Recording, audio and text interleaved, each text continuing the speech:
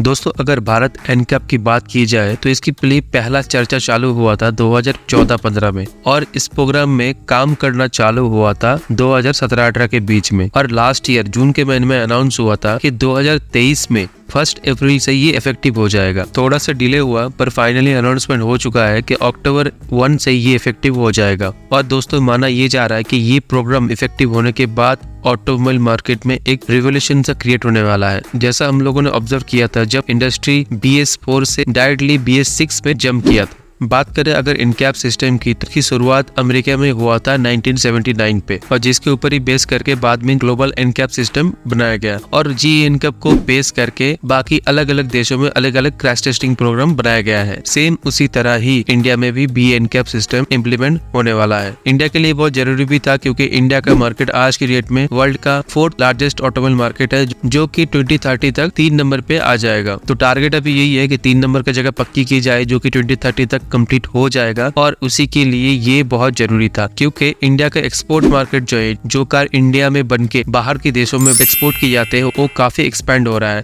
जिसमें से हुंडई, निशान, मारुति सुजुकी ये सब कंपनियां एक मेजर रोल प्ले कर रहा है एक्सपोर्ट मार्केट को एक्सपेंड करने के लिए। तो दोस्तों आज इस वीडियो पे इसीलिए हम चर्चा करेंगे कि बी इनकैप सिस्टम और जी इनकैप सिस्टम मतलब भारत इनकैप सिस्टम और ग्लोबल इनकैप सिस्टम में क्या डिफरेंस है और इन दोनों में सिमिलरिटीज क्या है और भारत इनकैप सिस्टम से इंडिया को क्या बेनिफिट होने वाले हैं। इस सब्जेक्ट के ऊपर हम बात करेंगे। आपसे रिक्वेस्ट यही रहेगा वीडियो को अंत तक जरूर देखें। So let's get into the main content.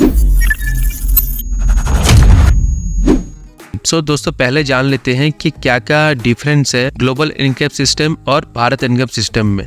दोस्तों डिफरेंस में जो सबसे ज्यादा सिग्निफिकेंट डिफरेंस है वो है ग्लोबल इनकैप सिस्टम में कोई भी एक व्हीकल एडल्ट ऑक्यूपेंट प्रोटेक्शन जो क्राइटेरिया है जो असेसमेंट है उसमें मैक्सिमम 34 पॉइंट्स अचीव कर सकता है, लेकिन भारत इनकैप सिस्टम में ये केवल 32 पॉइंट अचीव कर सकता है। दोनों टेस्ट प्रोग्राम में टोटल 16 पॉइंट कवर किए जाते हैं जो कि फ्रंट और साइड इम्पैक्ट टेस्ट के द्वारा कंक्लूड किए जाते हैं, लेकिन ग्लोबल इनकैप सिस्टम में 2 एडिशनल पॉइंट है जो कि है सीट बेल्ट रिवाइंडर्स। जो दोनों के फ्रंट सीट है उनको मिला के 1 पॉइंट रहता है और जो पीछे के सीट्स है उनको मिला के 1 पॉइंट रहता है। 4 सीटर अगर व्हीकल है तो पहले रो के लिए 1 पॉइंट और पीछे के रो के लिए 1 पॉइंट, तो ये 2 पॉइंट ज्यादा होते हैं।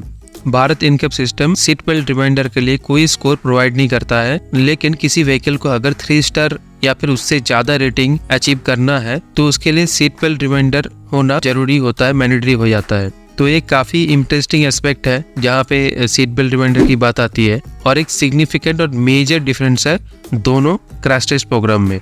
दोस्तों दूसरा जो माइनर डिफरेंस है, पहले जो कार टेस्ट किए जाते थे ग्लोबल इनकैप के द्वारा उसके लिए OEM को या फिर ग्लोबल इनकैप को दूसरे देशों में कार भेजना पड़ता था। अभी बी इनकैप प्रोग्राम के द्वारा इंडिया में ही कार टेस्ट किया जाएगा। इंडिया के पुणे में और मानेसर में इनका लैब स्थापित किया गया, वहीं पे आगे जाके सारे कार क्रैश टेस्ट होंगे। दोनों कार टेस्ट प्रोग्राम में डिफरेंस बस इतना सा ही है, बाकी इतना कुछ मेजर डिफरेंस दोनों में है नहीं। जो भी बेंचमार्किंग है भारत इनकैप सिस्टम की वो ग्लोबल इनकैप के सिस्टम को बेस करके ही बनाया गया है।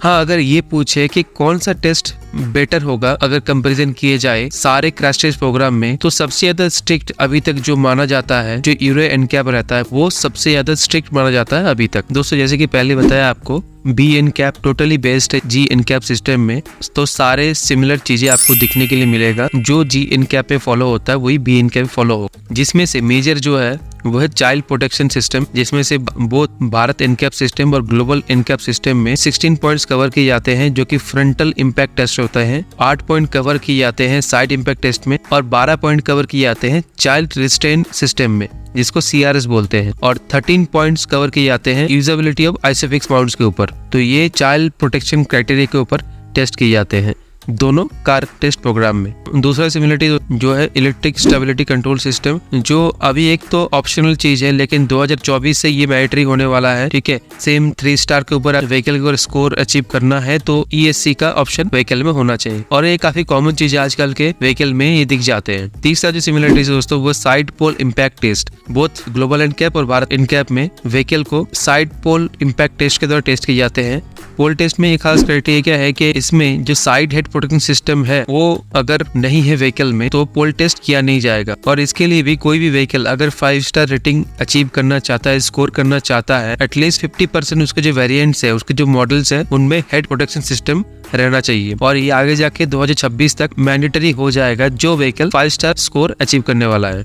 चौथा जो खास सिमिलरिटीज है दोस्तों, जो पेडेस्ट्रियन प्रोटेक्शन सिस्टम, जो कि क्रूशियल फैक्टर है ग्लोबल इनकैप में और भारत इनकैप सिस्टम में। जो भी कार अच्छे रेटिंग स्कोर करना चाहता है उनको कंप्लाई होना पड़ता है AIS 100 नॉर्म्स के साथ, जो कि सिमिलर है UN 127 norms as per global NCAP. मतलब के 2 नॉर्म्स है वहाँ, B इनकैप के लिए AIS 100 एंड G इनकैप के लिए UN 127, तो बोथ आर सिमिलर। तो ये दोस्तों खास 2 सिमिलरिटीज है। बाकी जब बेंचमार्किंग स्टडी होता है जो भी डिफरेंस रहता है एक लेवल पे लिया जाता है। इतना खास कोई डिफरेंस मिलने वाला नहीं है, ऑलमोस्ट सब कुछ चीजें सिमिलर होगा, उतना ही रिलायबल होगा जितना G इनकैप सिस्टम आज की डेट में है। आते हैं दोस्तों B इनकैप सिस्टम जब इफेक्टिव हो जाएगा तो इसका बेनिफिट क्या क्या मिलने वाला है, इसको हम दोनों एस्पेक्ट से चेक करेंगे, कस्टमर के एस्पेक्ट से और इंडस्ट्री के एस्पेक्ट से। तो पहला जो होगा दोस्तों वो है व्हीकल का सेफ्टी जो है वो इम्प्रूव हो जाएगा। जब भारत इनकैप इंश्योर करेगा कोई व्हीकल की सेफ्टी क्या है, वो रिपोर्ट शेयर करेगा, जिसमें से ऑटोमेटिकली OEM के ऊपर एक इम्पैक्ट आएगा और जिसके द्वारा क्या होगा कि आगे जाके ना चीजें इम्प्रूव होने लगेंगे। बेसिक सा एक चीज है, कोई OEM अगर 5 व्हीकल मार्केट में बेच रहा है, 3 व्हीकल का अगर सेफ्टी रेटिंग खराब आ गया तो बाय डिफॉल्ट सेल्स है उसके ऊपर इम्पैक्ट आएगा और जब भी इम्पैक्ट दिखेगा वो OEM सेफ्टी के ऊपर ध्यान देगा और इसी तरह से अल्टीमेटली एक बेंचमार्क सेट होता दिखेगा इंडियन मार्केट में। दूसरा जो हेल्प होगा वो है कंज्यूमर जो है, जो कस्टमर, वो सही से डिसीजन ले पाएंगे उनको कौन सा कार चाहिए। क्लियरली सेफ्टी रेटिंग मिलेगा हर एक व्हीकल में। अगर सपोज किसी कंज्यूमर का बजट है 6 लाख के बजट में अगर 3 व्हीकल मौजूद है मार्केट में, तो 3 व्हीकल में किसका सेफ्टी रेटिंग अच्छा है उस बेस पे वो जजमेंट ले सकता है। और आपको पता ही है सेफ्टी का आज के डेट में मार्केट में एक क्रेज सा बना हुआ है, तो कोई भी व्हीकल अगर अच्छी सेफ्टी रेटिंग के साथ मार्केट में आएगा तो अल्टीमेटली उसके सेल्स के ऊपर इम्पैक्ट आएगा। तीसरा जो हेल्प होगा वो है ट्रांसपेरेंसी और अकाउंटेबिलिटी। जब सेफ्टी रेटिंग पब्लिक की रिलीज किया जाएगा तो ऑटोमेटिकली एक अवेयरनेस आएगा, एक ट्रांसपेरेंसी आएगा। आज के डेट में एक OEM के ऊपर डिपेंड करता है कि वो किसी कार का क्रैश टेस्ट करवाना चाहता है कि नहीं चाहता है। अगर OEM को पता है कि इस व्हीकल का बिल्ड सही नहीं है और इसका क्रैश टेस्ट करवाने स्कोर अच्छा नहीं आएगा तो मे बी वो OEM ना भेजे क्रैश टेस्ट करने के लिए, क्योंकि क्रैश टेस्ट आज की डेट में मैंडेटरी नहीं है। लेकिन जब इम्प्लीमेंट हो जाएगा और जब ये सब जो व्हीकल मार्केट में मौजूद है और इनका जो क्रैश टेस्ट किया जाएगा अच्छा स्कोर नहीं ला पाएगा। तो इसके लिए अगर कोई एक्सीडेंट वगैरह रिपोर्ट हो जाए तो OEM ज्यादा अकाउंटेबल होगा व्हीकल सेफ्टी को लेकर। चौथा जो बेनिफिट मिलेगा दोस्तों वो है धीरे धीरे रोड इंजरीज जो है, जो फैटलिटीज है वो कम होते दिखेंगे, क्योंकि जब सेफ कार्स आप यूज करोगे तो रोड इंजरीज भी कम होते दिखेगा। फिफ्थ जो सबसे बड़ा बेनिफिट मिलेगा वो है टेक्नोलॉजी का एडवांसमेंट। जैसे जैसे सेफ्टी का रिक्वायरमेंट होता जाएगा, सेफ्टी इक्विपमेंट के ऊपर काम करने वाला एजेंसी आएंगे, सेफ्टी इक्विपमेंट के ऊपर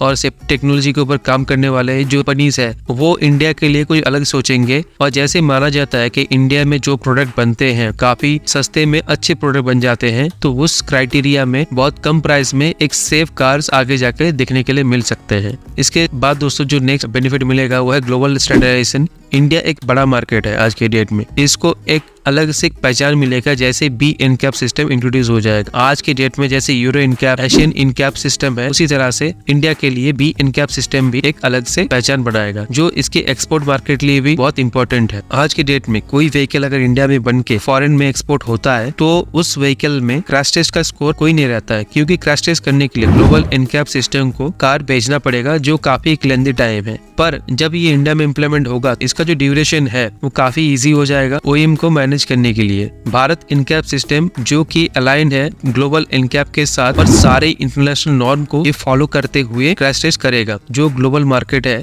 उनके उधर जब कार एक्सपोर्ट होगा इंडिया से तो उनके सारे सेफ्टी कंप्लायंस को इंडिया में बने हुए जो व्हीकल है वो मीट कर पाएगा, जिसके द्वारा क्या होगा जो एक्सपोर्ट मार्केट है ना इंडिया के लिए अभी वो धीरे धीरे बढ़ता चलेगा और आगे जाके एक एक्सपेंशन दिख सकता है ग्लोबल मार्केट में इंडिया में बनी हुई कार के लिए। लास्ट जो बेनिफिट मिलेगा दोस्तों, जो भी कंज्यूमर रहेगा इंडिया में उनके पास एक अवेयरनेस होगा एटलीस्ट सेफ्टी के लिए। अभी जो लोग कार खरीदे नॉर्मल लुक के ऊपर, माइलेज के ऊपर चले जाते हैं लोग, तो उनके पास भी ना अवेयरनेस तो ऑलमोस्ट आ चुका है, ऑलमोस्ट सबको पता चल चुका है कि सेफ्टी रेटिंग क्या रहता है, सेफ्टी कितना इंपॉर्टेंट है व्हीकल में। पर जब भी एनकैप के द्वारा गाड़ियां टेस्ट की जाएंगे और गाड़ी के साथ क्रैश टेस्ट स्कोर भी दिया जाएगा, तो बाय डिफॉल्ट बाय डॉक्यूमेंट ये चीजें कस्टमर को प्रोवाइड किए जाएंगे। तो एक अलग लेवल का अवेयरनेस आएगा कंज्यूमर के ऊपर। तो दोस्तों ये था सारे बेनिफिट जो इंडिया को आगे जाके मिलने वाला है बी एनकैप सिस्टम के द्वारा। वीडियो अगर वेल इन्फॉर्म लगा हो तो वीडियो को लाइक जरूर कीजिए और अपने फ्रेंड्स एंड फैमिली के साथ शेयर जरूर कीजिए और आगे आने वाले वीडियो के लिए चैनल को सब्सक्राइब जरूर कीजिए। तब तक के लिए thanks for watching the video.